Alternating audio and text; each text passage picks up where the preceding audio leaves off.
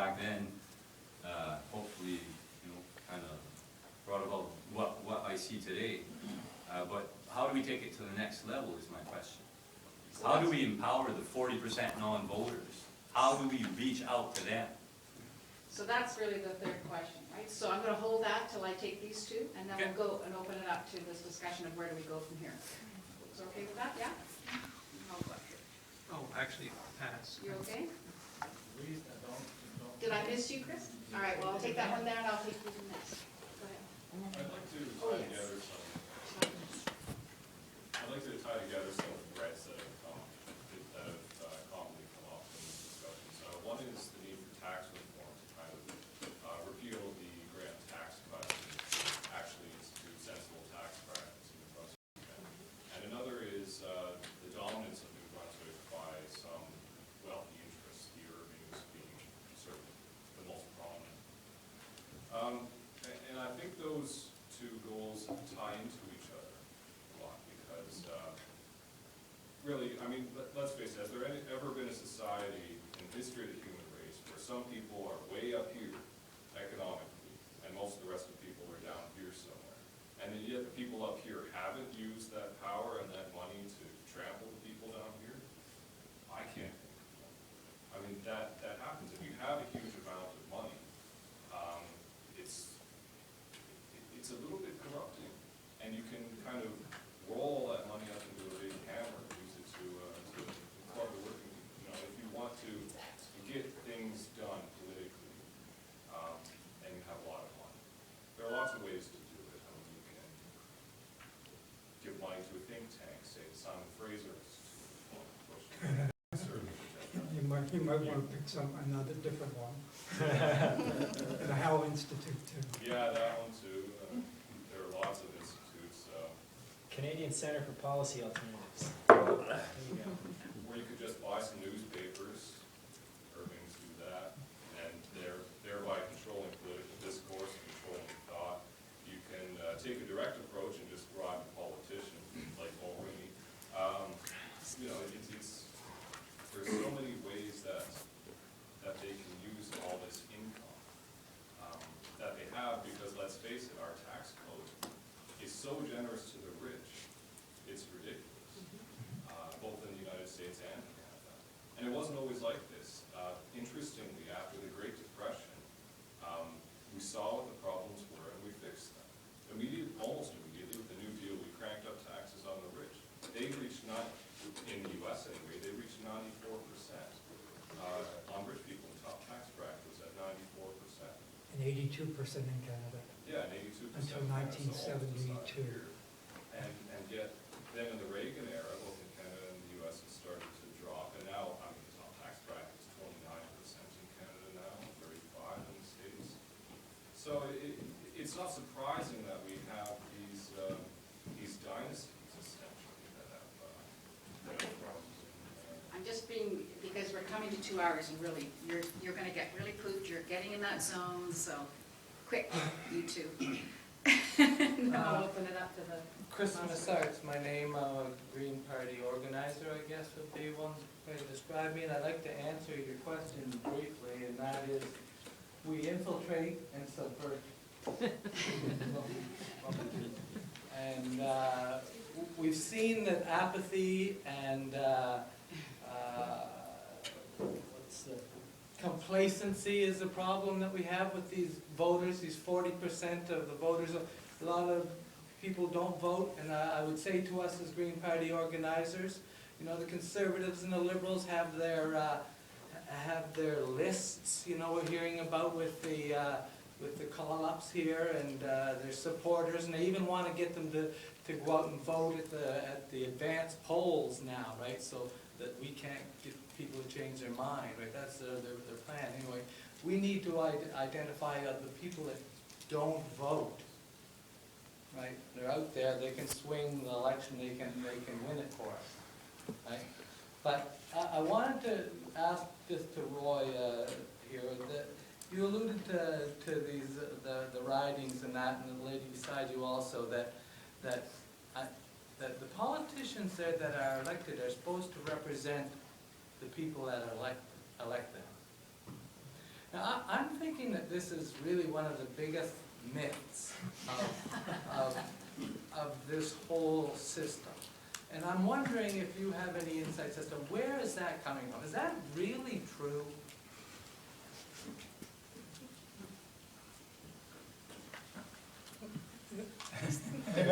Go back to the definition of democracy.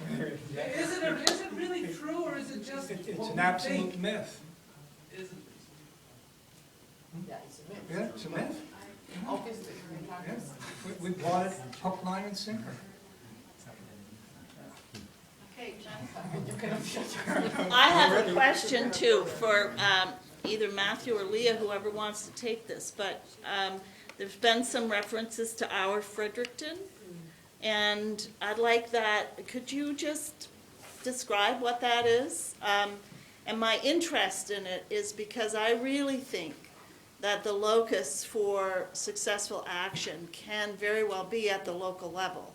Much easier to get elected to a municipal council than to a provincial legislature or the federal parliament. So I'd like to know a little bit more about that initiative in Fredericton. I think Matthew's probably better, has been more involved in it than I. Well, our Fredericton was a group of people that, I don't even know whether we call ourselves our Fredericton, but we just got together to organize a forum on local issues in the environment. So it was called Planning Fredericton, Climate Justice, and something.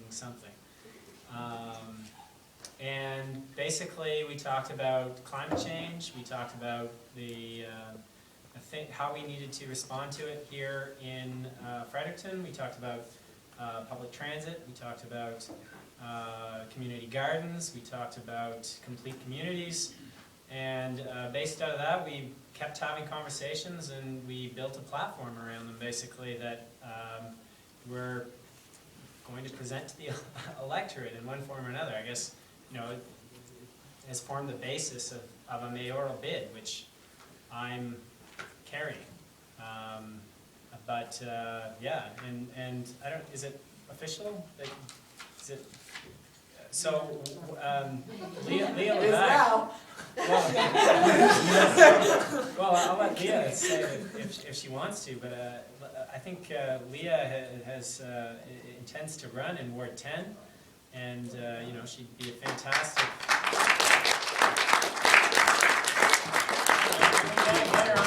We gotta get her on council. She'd be a fantastic person on council. You know, whatever you can say about individuals certainly cannot change the world, but they do matter. And having someone like Leah on council will change conversations that go on council. So that's the intention, I think, of our Fredericton. And there are others, right, who are running? No? There's not a slate. There is no slate. No. Okay. Okay, all right. So we're down to the last question, which is where do we go from here? And we're actually not going to the panel first, we're going to the audience first.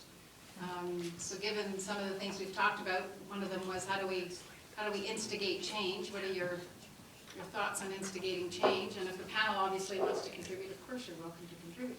But we'll go to the audience first. Yes. We need to learn lessons from what has been successful. So I think one of the key things from the NB Power campaign was the emergence of a kind of independent center of expertise. It wasn't an organized institute or anything with a clear profile. It was a network. Use social media and other types of media to get the word out. It was only one of the reasons that campaign succeeded, but I think it was a really important one. We're seeing something very similar with shale gas. Conservation Council played a key role as catalyst for the movement, but it certainly didn't try to do it. It's taken on a life of its own. And one of the reasons we've had the impact we've had, I think, is because of this emerging expertise that's been developed by some academics, many community-based researchers that has been able consistently to demonstrate a greater grasp of the issues than either certainly politicians, but more particularly bureaucrats or the industry people. So we need to think about how that applies to the future. These are two examples of fighting to stop something. We need to think about how we can transist that into positive actions. One obvious one is renewable energy. Another one is the point Leah made about the need to greatly broaden our skills around the province and the whole area of facilitation. So that's just a thought. Yeah. Mark Beresty, here in Fredericton. I really see at the community level here in Fredericton, and certainly demonstrated in the province, that there's a real hunger for what Julia mentioned about democracy needing to be practiced on a regular basis, not just at election time. Here in the downtown ward, it's the residents that have to regularly schedule meetings of their own neighbors together. The councillor does not do that. And what happens is that residents come together and they are so grateful to have that opportunity. And we're looking at regular yearly meetings. And what would happen to the democratic process, like Julia referred to be able to communicate, to question, and to challenge authority, to exchange ideas on a regular basis. And instead of these forums like this, which I think are so critical to democracy, instead of them being a special event, we should somehow work with the churches and other agencies to make sure that we have monthly events. And these monthly events will generate the type of conversation and expected gatherings that more and more people will come to. And forget about the media. The media is being eclipsed by the social media, by the hunger for communication and people doing their own thing. And if we had regularly scheduled democratic meetings together with the alternative media, then the traditional media will have to follow eventually. But I think routine, regular practice of democracy is so, so important, and it's a tremendous hunger out there.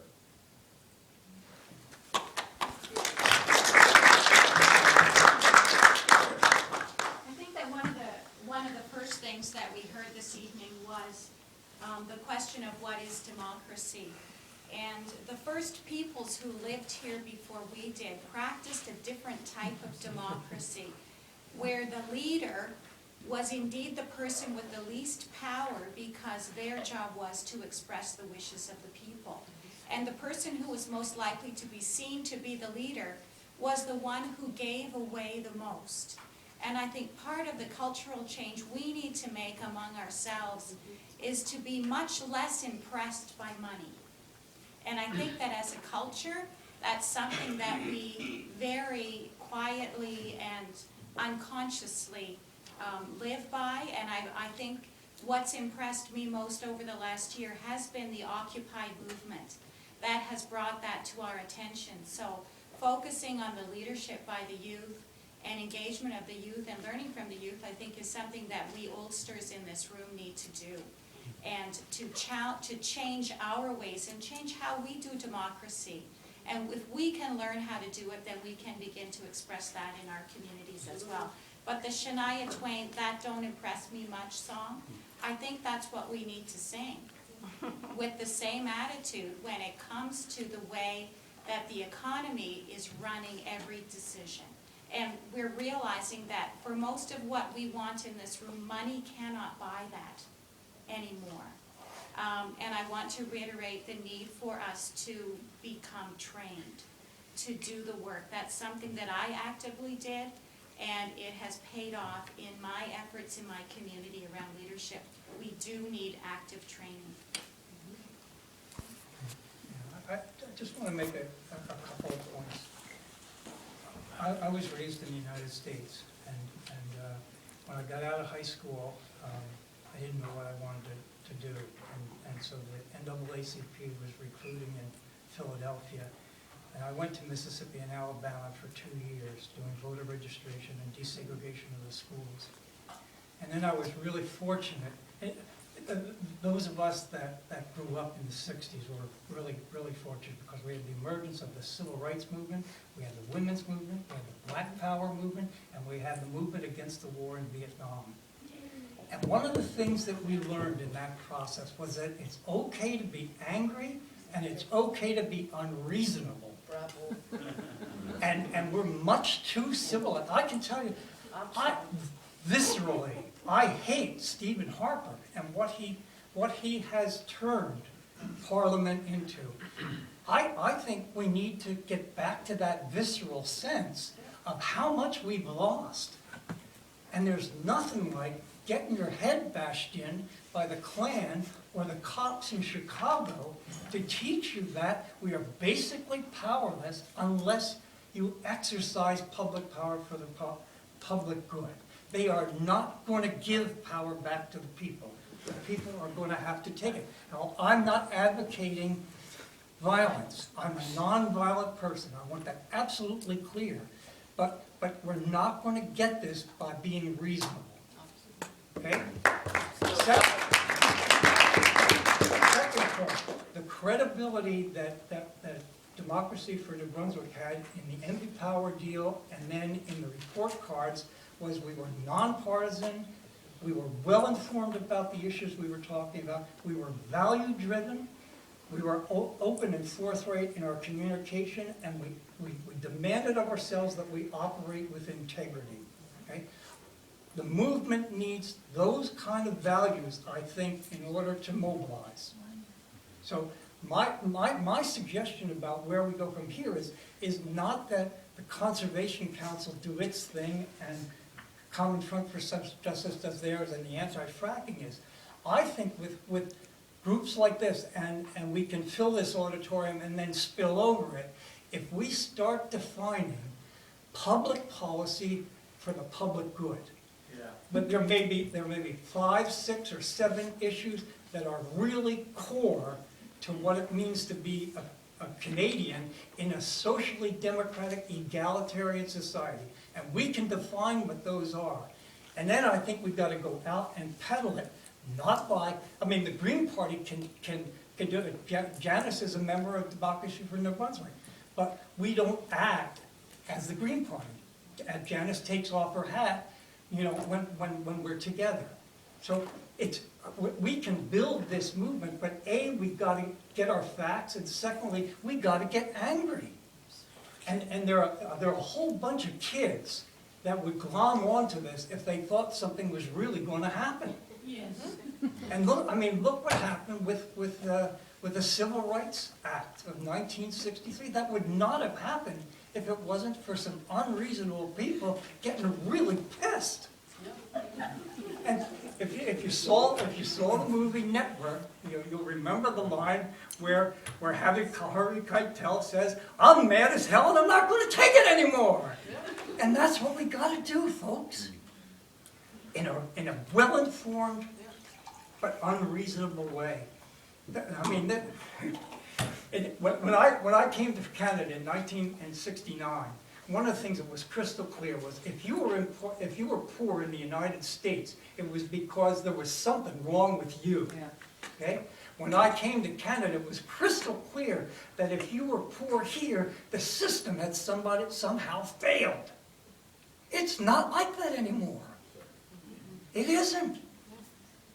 There were principles that Canada stood for, and right now they're gone, folks. And we got to get them back. Tommy Douglas and FMNDP and Broadbent. I mean, these guys have those principles in their guts. And that's what we need back. We got to take Canada back. The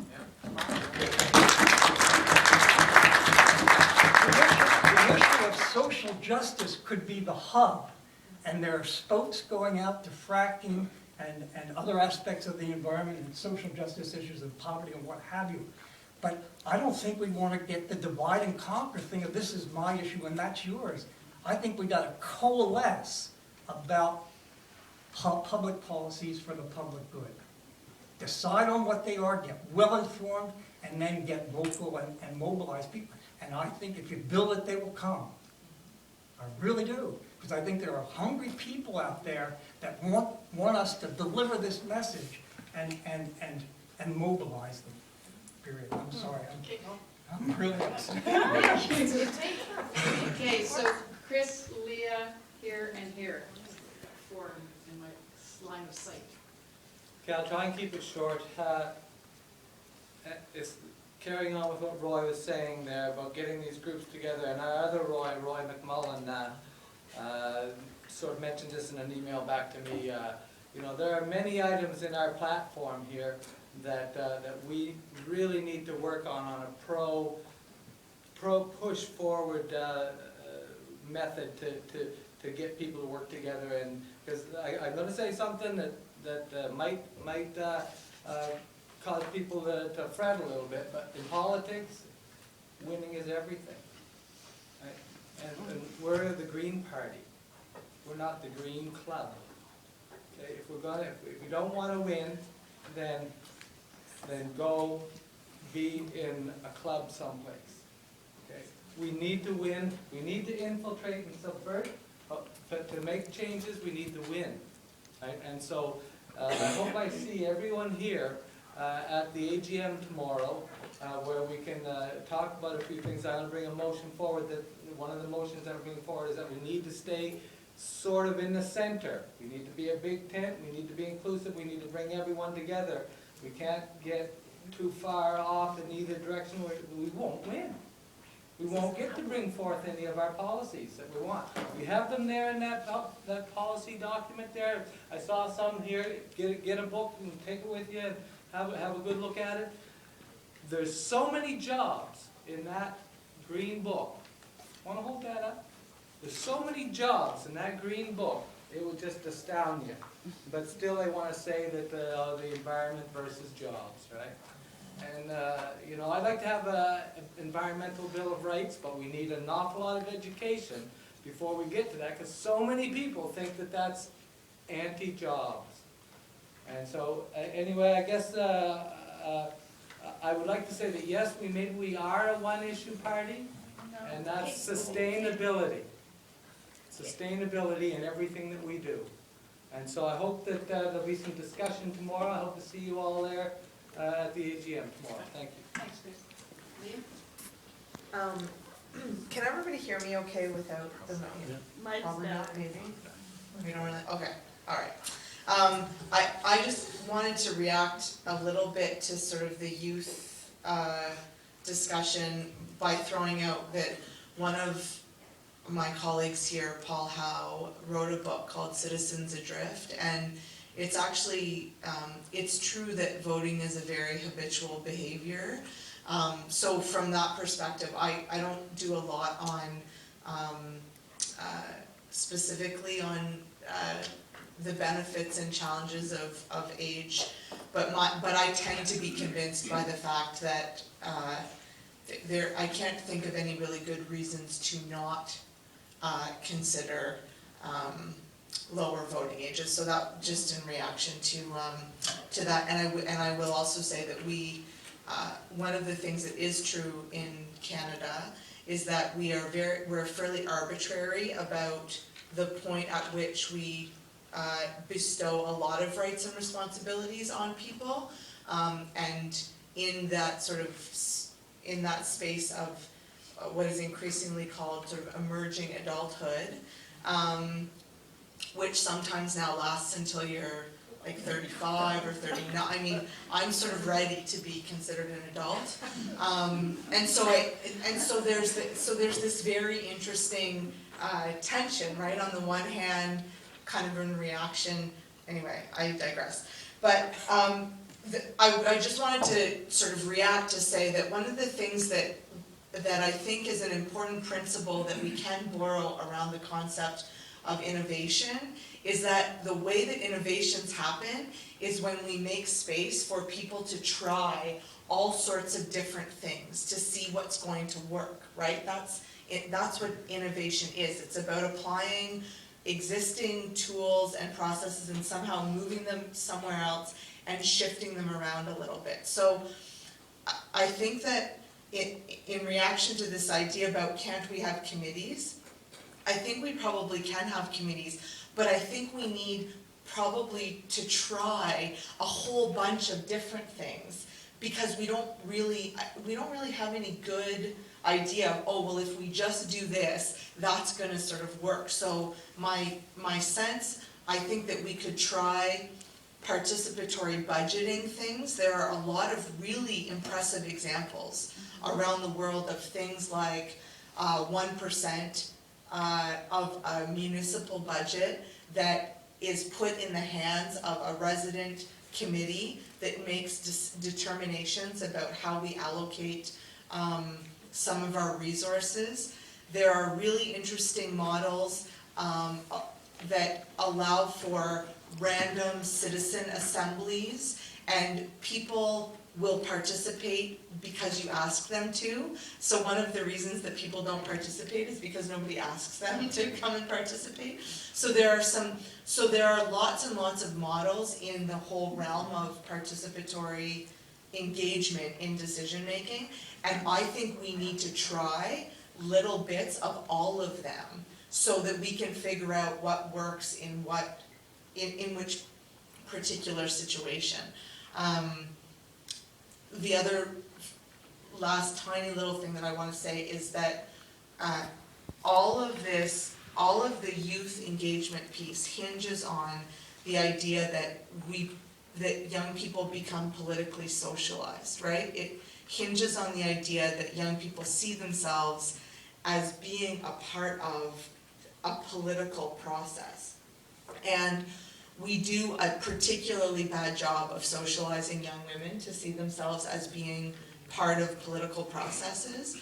So I read a really great blog a couple of weeks ago that I want to just flip a little piece out of. It's a woman named Lisa Bloom, and she says, challenge yourself to not greet young little girls with comments about how they look, what they're wearing, how cute their hair is, and try instead to start with, what book are you reading right now?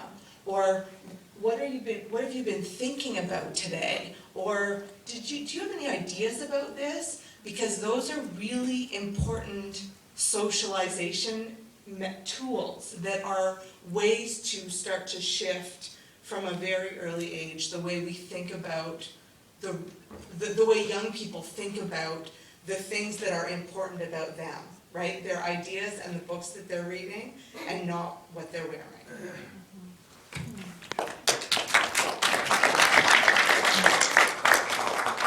Yes, on the socialization process, a couple of weeks ago, Leo Hayes High School, it's a bullying situation. Some of the young female students decided that they were going to have a demonstration. They went, they demonstrated against bullying. The principal, Kevin Potter, suspended them, basically gave them noon-hour detentions for protesting, their right to protest. And some of the organizers of that lost their graduation privileges. He took them away. And his rationale was, well, you cut classes to go to this demonstration. Now, what's the message? Or are these young people being told? You speak up, you get penalized. And that's the thing about how this complacency, don't question. I sit on the school board as on District 18, and we try to foster critical thinking. We're doing this, and then we look around, and we see the hand come down as soon as a student speaks out. And what you just said, this is almost contradictory. On women, these were women that took the initiative to do the demonstration. They were penalized. They were given in-school deduction or whatever they call it, and then having their graduation ceremonies removed from them. That is way overkill. Even if Kevin Pottle's argument was correct on class cutting, that is a rare situation that students are taken out from their graduation for cutting classes. His intention was to give a message, and I will not speak, I guess, in proper term. What Pottle went and said to those students was, "Don't fuck with me." I took the thing to the PSAC committee, and I brought the students up there, and I was surprised there to how the parents reacted, because there seemed to have been a lot of support for Mr. Pottle's decision. I'm saying, geez, these young people, the Charter of Rights gave them that right to go out and protest. And again, it shows that whole chain, that whole mindset that keeps feeding itself.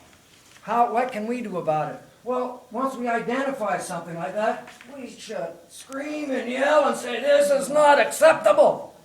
You know, we can try with mainstream media in the letters of the editor. We can, Charlie, you're going to love me, on Charlie's blog, you know, address on Charlie's, on Cheryl's blog. Use every method there is to cry out. It's like, you know, I mean, it's probably a very touchy thing. It's like, you know, you identify a pedophile. Well, Jesus, you let the public know about it. While you see something like that, you let the public know. And as Twisted Sisters would say is, we're not going to take it. Thank you very much. Did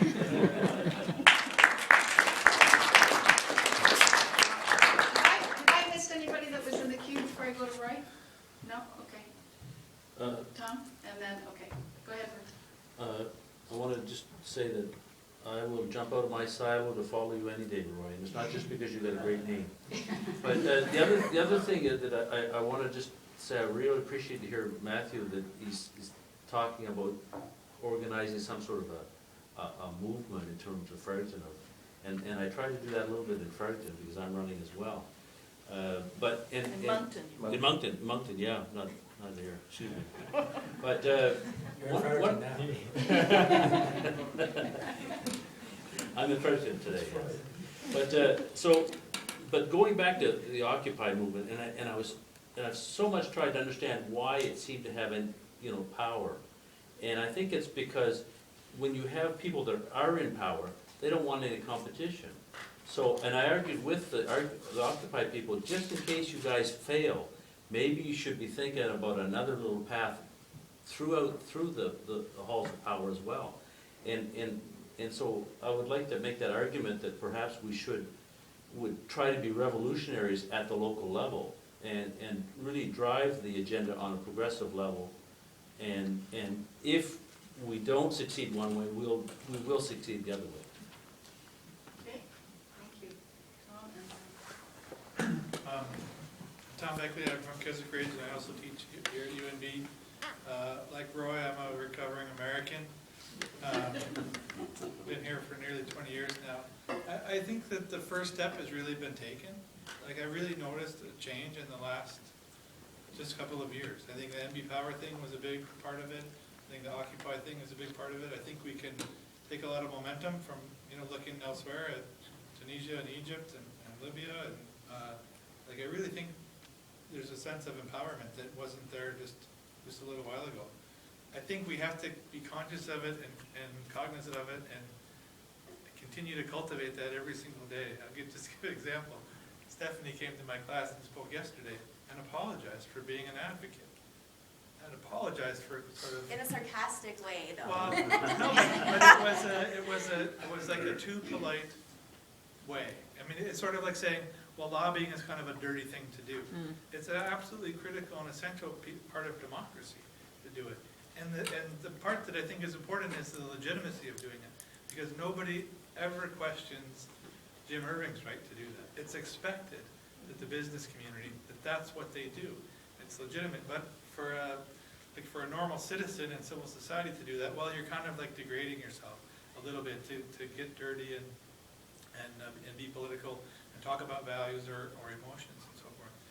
So I think we have to all get a little bit more angry, all assert our right to do that and be there. And on the point of how it's all organized, I think both with the NB Power and now with the shale gas thing, I think the element of, you know, the hydra that has multiple heads, like the decentralized bottom-up sort of mob/rabble aspect of it, I think is really powerful. And I don't know how well you can even manage that, to have, you know, spokespeople and just never know where the next sort of flashpoint's going to be. But I think that's been part of, to me, what's been exciting about this sort of new politics. My name's Julie, by the way. Sorry. Introduced myself last time. A while ago, I sat down and I basically wrote down all the big problems that I saw in society. As you can imagine, it's quite a long list. But honestly, most of what I wrote down has been brought up in this meeting. Now, as I looked at that list, I realized that all of these problems are intertwined in one way or another. You know, for example, foreign wars, I mean, that's directly caused by the military-industrial complex, as it's been called, in the States, for instance, to use an American example. And that's caused by corporate domination of society. Corporate dominance of society has a bunch of causes, equality being one, and so on and so forth. So, in order to fix these problems that are so intertwined, I think it's important to be cognizant of in what order should we, you know, try to tackle these issues, and does the order matter? Personally, I think it does, because I think that there are some issues which kind of give rise to so many of the other problems that, you know, the kind of kingpin issues that should be, that really should be gone after and addressed. And I think that's what the Occupy movement, I think that it drew a lot of attention to those important issues, those being rampant financial inequality, the likes of which we've never seen, and corporate greed and corporate dominance of society. And I think that's why it's drawn such ire from the elites. I mean, they've made such a big deal about some of its methods of occupying certain spaces with tents to raise awareness of the cause. It's funny how that never used to be a problem. That's a long, you know, it's a tried and tested and true method of protesting. Does anybody remember in the late 90s, there was a protest against Sydney Steel in Cape Breton because it basically poisoned a lot of people, caused cancer and so on.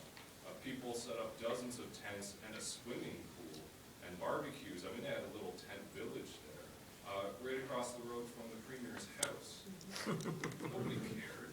Nobody tried to go in and shut them down and, you know, leave them on with police officers. Nobody cared about that. You know, right here in Fredericton, we had someone camping out in Officers Square several years ago. Nobody cared. And to protest poverty, and so on and so forth. So. And Charles on the legislature. And Charles on the legislature, I think he was protesting Ritalin. Yeah. He's actually one of the first people I met when I got to Fredericton. He was camping out at that time, going around with his petition and doing his thing. So, I think that issue ties so many other things together that it really needs a lot of focus. And to address the issue, like I was suggesting earlier, we need tax reform, and we need to actually get serious about enforcing our tax laws. For instance, take the Irvings. They have a tax shelter in Bermuda. We know this. This is public knowledge. Why are we letting them get away with what amounts to stealing from public coffers by not paying their fair share in tax dollars? It's ridiculous. And they're hardly the only ones. You know, take GE, for instance. They barely pay any corporate, well, they don't pay any corporate income tax because they shuttle it all through holding companies in Cayman Islands. I mean, we need to actually crack down on all these people who are getting away with not paying their fair share. That's what it boils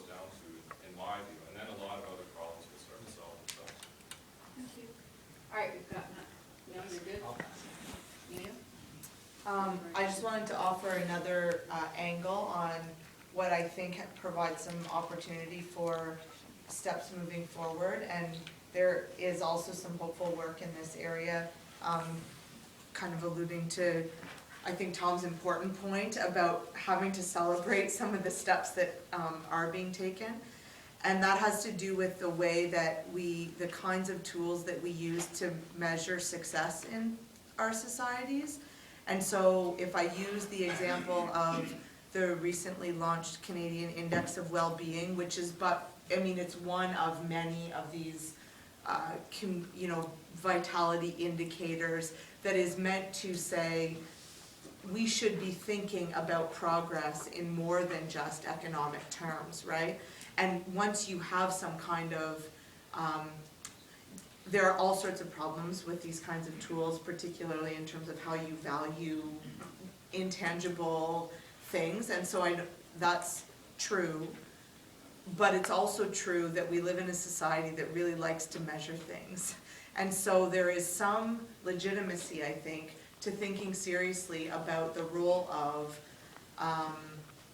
working for trying to adopt different metrics, right? Different tools that allow us to say, what is the social return on the investment of this enterprise, right? As well as what is the economic return, what is the environmental return.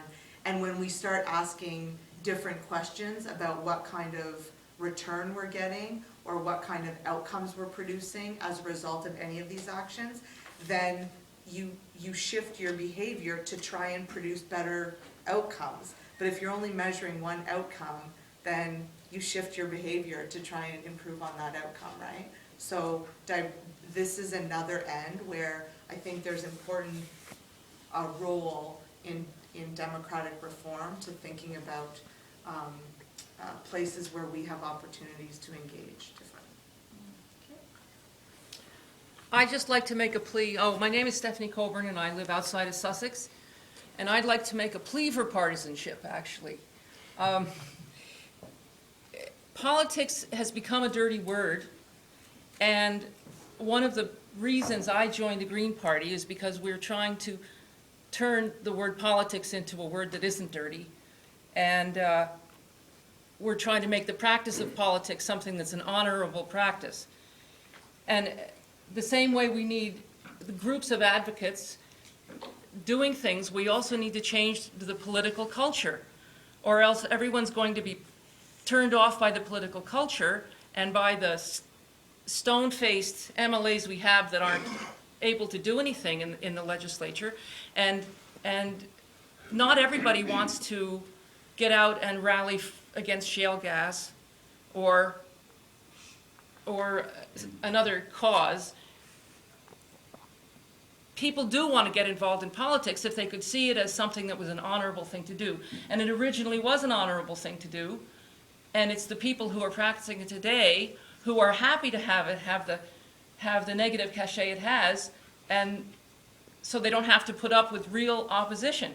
But if we can approach our politics with the passion that Roy's talking about, in every party, then we could get candidates that we would be proud to vote for, instead of holding our nose and having to vote for somebody. Okay. I think that might be the last one. Is there anyone else? One more? Okay, Bob, please. Roy, it seems in our politics in Canada and New Brunswick, no matter what the issue, we're told constantly, Tina, there is no alternative. We have to accept that. But I'd like to see, through your group, and maybe if you work like with Fairvote Canada, when there's election, run like an online forum for an online proportional representation, showing us an alternative where, once a day, we can, you sign in and you can vote who your preference is for that day, and as you get more informed and read their platforms or hear what's on the news cycle, your vote might change. So then the general public, and that's another source that the general public can go to, and we can see what an alternative government, a proportional government in Canada would look like. And, you know, we could have statistics from what other elections would have brought if we had that sort of system. But right now, all you get, because when the election's called, all of a sudden, there's no discussion about any issues at all. And it's mainly, we're told constantly, there is no alternative. Liberal conservative, that's all you get, that's all you hear, that's all that gets interviewed and is represented. But say maybe if your group worked with other democratic organizations pushing for reform, were to do an online interactive thing that put that model, I don't know if that's possible, but I would say I go online and I sign petitions and I check status of that, and it says you've already voted, sort of thing. So I mean, there's control, so you don't have somebody going in liberal. Is that something that maybe your organization be looking at or We interested certainly in? want to be a part of that process. But if you go back to the model that I was suggesting, is that if we come up with good public policy positions, and then we say, whether you're green or you're liberal or PC, what is your stance on this issue? And this is prior to the election, and we publicize that. And then we give reports about that program, so that the public knows what it's voting for. And if it refuses to vote for a party that hasn't delivered on a promise, what you're going to do about those 5 or 6 key public issues, I think that's the way that we can have influence. And decide how to place our votes on the basis of where do they stand on the issues that, as a broad base of the province, say this is what we want. I'm sorry, I don't personally think that by infiltrating the system that's what's going to change it. Civil rights, the women's lib, the war against the war in Vietnam, what have, those didn't happen because as change from within. They were changed from without, and there was nothing like dead bodies coming home on Walter Cronkite every night to change the perception about what that war in Vietnam was about. But it wasn't because we infiltrated the government and they saw the light and stopped fighting the war. Yeah, more like informing, and so citizens are knowledgeable and informed about the issues, as not as infiltrating the system. Okay, so Dana and then Janice, and then are folks okay if I wrap it up at that point? Yeah, because it's 10:10. Okay. So, I'm starting at smiley face time. Sorry.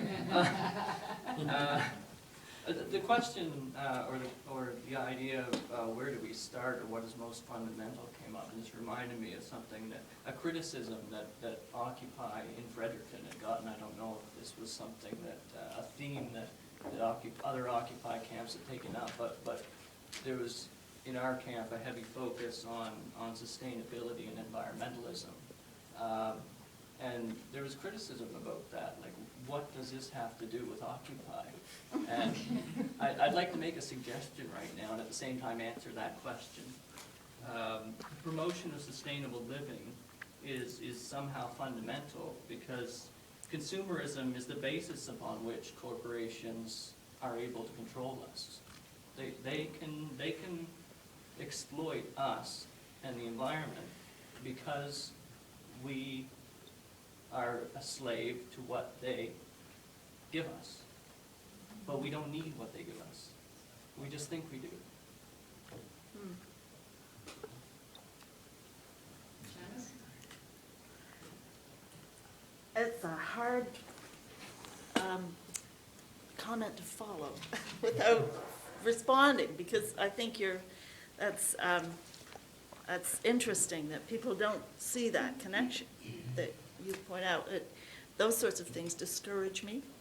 However, let me suggest that I'm having a feeling that we need to have a concrete proposal that people might want to sign on to. And to me, if we go back to the panel, the idea of getting proportional representation, getting electoral reform, is key to achieving 98% of what